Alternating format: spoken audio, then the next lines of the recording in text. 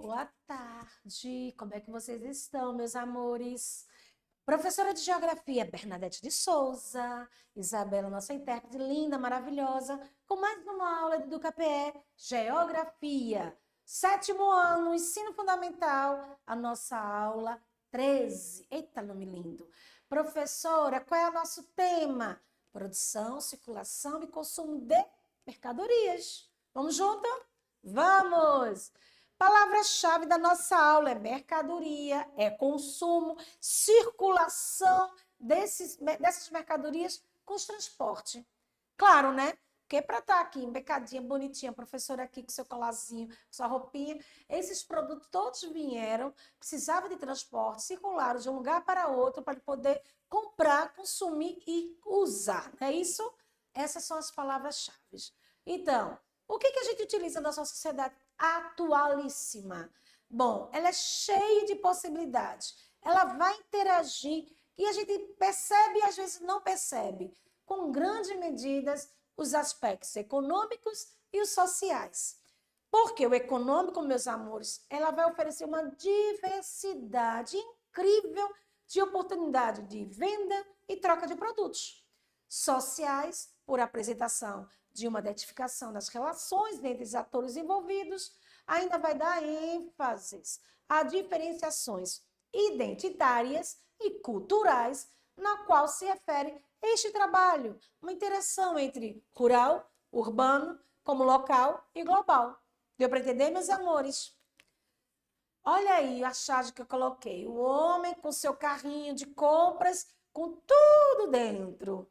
Vê, todos os produtos que necessita, que precisa, que é eletrodoméstico, que é carro, que é transporte, que é eletrônicos, violão, diversão, cultural, computador, tudo que a sociedade atual necessita para se interagir com as demais pessoas em diversos lugares. Então, diante de tudo isso, é importante a influência da economia na mudança ou na permanência de determinadas práticas culturais em dada sociedade. Por quê? É interessante, gente, de vista de um ponto mais antropológico, né? Compreender, através da minuciosa investigação, as diversas formas que identifiquem as relações que vai estabelecer como os indivíduos participantes, ainda correlacionando suas influências, as suas que vão sofrer essas influências, os seus hábitos e os seus costumes peculiares. Eita! Pecuares. Não, cuidado. Ou o consumo pode te consumir. Gente, vê que charge interessante. Cuidado, a chamada. Se você não tiver cuidado, ou o consumo pode te consumir. Porque, vê só, hoje mesmo na aula eu estava comentando com os meus alunos. Você tem liberdade de ir e vir, você tem liberdade de escolher, mas a mídia fica te martelando, uma coisa que eu não preciso disso, mas eu fico olhando, bem que era interessante até isso, né? Mas presta atenção, a gente tem que ser seletivo e só comprar ou só necessitar coisas que a gente realmente esteja, de fato, precisando. E não só consumir por consumir, ter coisas que você nem utiliza, você nem usa, às vezes traga e você não come, só pela maneira de querer consumir.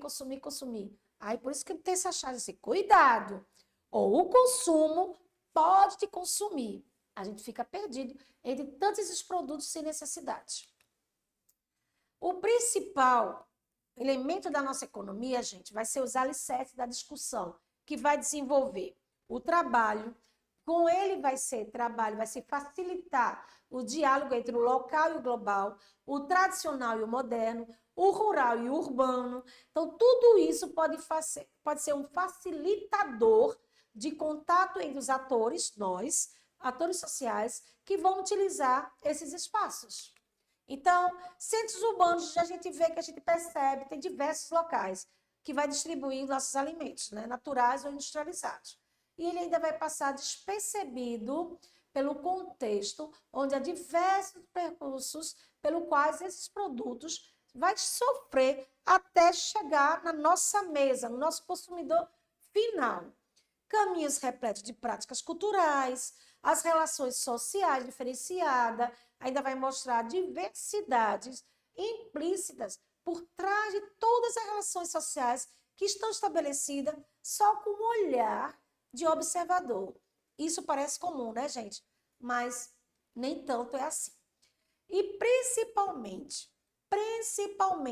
que vai facilitar todo esse escoamento desses produtos, de ir para um lado para o outro, é o quê? Os transportes, gente. Eles são os elementos estratégicos para o desenvolvimento das grandes sociedades. Vai ser fundamental para a compreensão de nós hoje. Os transportes ele é um conjunto de materiais e instrumentos técnicos que vai ser utilizado para deslocar de um local para outro, tanto pessoas e carga, não é isso? E com isso facilitar o manejo até chegar os produtos a nós, ou as indústrias, ou as lojas, que é o grande comércio.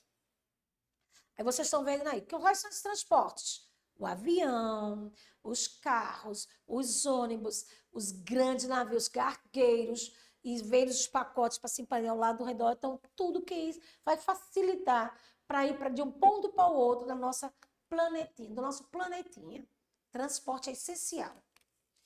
Então, o desenvolvimento dos países e das sociedades através do meio de transporte são um dos principais elementos para garantir, assim, uma infraestrutura, ou seja, dar um suporte material para que tal crescimento vai se realizar, vai se instrumentar. Tá certo, meus amores? Vai se instrumentalizar-se. Então, vai crescer, se Deus quiser. Quanto maior o crescimento econômico de um determinado país, é o que vale dizer o que há alguma maior presença de indústria, né? Atividades agrárias, comerciais, a maior demanda e a pressão sobre os meios de transporte. Gente, sem transporte quase não tem nada. Ou se o transporte se tornar em greve, vai ter muitas prateleiras vazias. Então, nesse caso, os meios de transporte, gente, não tiveram uma só estrutura adequada para suportar essa carga, não. Fatalmente, o desenvolvimento desse país encontrará maiores desafios e dificilmente se concretizará se a gente não tiver transporte e aliado ao transporte outro grande veículo, que não é veículo de peças, material, e sim é de comunicação. São elementos estratégicos, gente, para qualquer país ou governo crescer. Transporte e agora a comunicação. O próprio sistema capitalista necessitou muito, gente, ao longo da história, a evolução dos meios de transporte para se desenvolver, né? Século XV ao XVI, o desenvolvimento das técnicas de navegações e a produção de grandes caravelas permitiu ainda a expansão colonial europeia, a reprodução desse sistema econômico para as outras cidades, ainda o processo de mundialização do capitalismo, que hoje a gente chama tudo isso de globalização, gente. E esse processo globalizado foi evoluindo a partir do século XX, consolidou muito nosso mundo, transformou, aprimorou o setor de transporte, aprimorou ainda com instrumentos técnicos que vinham lá da Revolução Industrial e ainda implementou o trem a vapor, os grandes navios, a invenção dos carros e ainda popularizou muita coisa hoje, com a invenção de difusão de grandes transportes aéreos, uma nova dimensão de como as pessoas e matérias-primas e mercadorias vai de um lugar para outro, ou seja, deslocamento delas. Então, tudo isso foi através de serviços de transportes que é responsáveis pela circulação de pessoas e diversos tipos de produtos no espaço geográfico, tá bom, meus amores? Como é importante o serviço de transporte e também de comunicações. E a gente sabe que o modelo de transporte existente são vários modelos, e o principal são 4 modelos modais. Então, meio de transporte rodoviário, meio de transporte ferroviário, meio de transporte marítimo fluvial e o meio de transporte aéreo. O rodoviário a gente já sabe, né? Começou com qualquer meio de transporte que era uma pessoa carregando a outra. E com isso, só as pessoas poderosas podiam estar sendo levadas pelas outras. E quem levava elas eram geralmente os escravos. Então, o nosso primeiro meio de transporte foi força humana, até chegar com a invenção da roda, lá por cerca de 1000 anos, 6.000 anos atrás, lá no período do margem do Rio Eufrates, começou a usar um alto relevo, uma coisa meio redonda, e com isso veio melhorando com os egípcios, e em 1700 a.C. apareceu a roda. Oh, glória! E com isso, ela veio chegar aos primeiros europeus, facilitou bastante o nosso meio, que proporcionou, tanto com a força humana ou animal, a deslocar de um lugar para outro. E esse meio de transporte, ela antecedeu ainda o advento dos veículos a carvão. Foi movida a tração humana ou animal. A carroça, gente, era o meio de transporte mais utilizado para deslocar carga de um lado para o outro. Certo, meus amores? Ainda pela força humana, outro meio de transporte rodoviário, chama de meio de propulsão, é a bicicleta, porque tem duas rodas, o homem coloca força nas pernas, então é movido pelo próprio usuário, que é o ciclismo, através dos pedais. Foi inventado no século XIX na Europa e evoluiu rapidamente até chegar ao nosso modelo de bicicleta atual. Ainda toma outro meio de transporte rodoviário, que é a mecânica, que são os veículos motorizados, 4 rodas, que tem passageiros e mercadorias para se locomover. O carro ou gás, você é movido a gasolina ou a álcool, e agora a gás. E também pode andar de um lado para o outro, como carro e ônibus. Sabe que coisa linda? Agora saímos do rodoviário e adentramos para o transporte ferroviário, que começou com a nossa primeira locomotiva a vapor. A motor a vapor, né, na primeira parte de industrialização, então ela foi de atuação dupla, porque ela levava a válvula que permitia a alta pressão, né, a vapor, e também altamente as fases de pistão. Então, com isso, apareceu a propulsão motor a vapor, que é o transporte ferroviário. Então, transporte ferroviário, tudo aí, a maquinização, dei uma olhada nos sistemas aí, nos slides, mostrando a proporção de motor a vapor, como ela funciona, tá bom? Temos agora o motor elétrico, metrô. O metrô, gente, funciona com motores elétricos. A energia é consumida através de terceiro de carril ou de uma catenária, sendo este, por último, mais utilizado, tá? Esse método último é menos utilizado, perdão, é o menos utilizado, é mais por terceiro carril, tá? Outro, eita, esse é o metrô voando, a bala, comboio de alta velocidade, que é o comboio de alta velocidade, que é um transporte público, é o TGV, viagem de linhas especiais, conhecida como linha de alta velocidade, permitindo, gente, uma velocidade de 320 km por hora, uma operação normal em linhas mais recentes, tá? Um desse. Bora agora para o marítimo. Sai do ferroviário, entra o marítimo, que é ainda por meio, logo no início, embarcação de canoa, gente. Que é o homem que vai remando por canoa assim, tá? Serviços leves, procurar pessoas de um lugar para o outro. E ainda utiliza a força do homem e a do vento. Depois vem das velas, energia eólica. Barco a vela é muito utilizado, porque vai aproveitar os ventos, e nosso Brasil é o que mais tem, né? Desde o tempo remoto, lá da antiguidade, nas primeiras civilizações, utilizava o barco às velas. Depois chegou a marítimo fluvial, com motor a vapor. Então, esse motor a vapor, melhorou bastante o conjunto de pás, montado inicialmente pela lateral e depois na polpa. Tipicamente, são as grandes, utilizadas pelas grandes chaminés, né? Então, a vapor parece um monte de casinha flutuante, que tem várias janelinhas assim.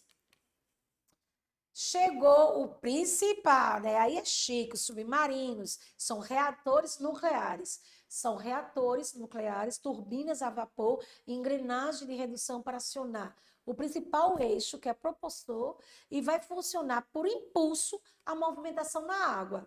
É um motor elétrico que vai acionar ao mesmo tempo o eixo e ancorado no cais ou numa emergência, por exemplo. Então, tudo isso, transporte marítimo fluvial, através de submarinos. O aéreo, os balões, começa com balão, gente, vê cada balão mais colorido que o outro. É um objeto inventado pelo homem, cujo se baseia em transportar pessoas ou tecidos com lonas protegido por uma pequena quantidade de ar quente através de uma chama controlada, é claro, e a outra substância mais leve, que é o ar. A combinação desses dois levanta o balão e tem um grande passeio pelo ar.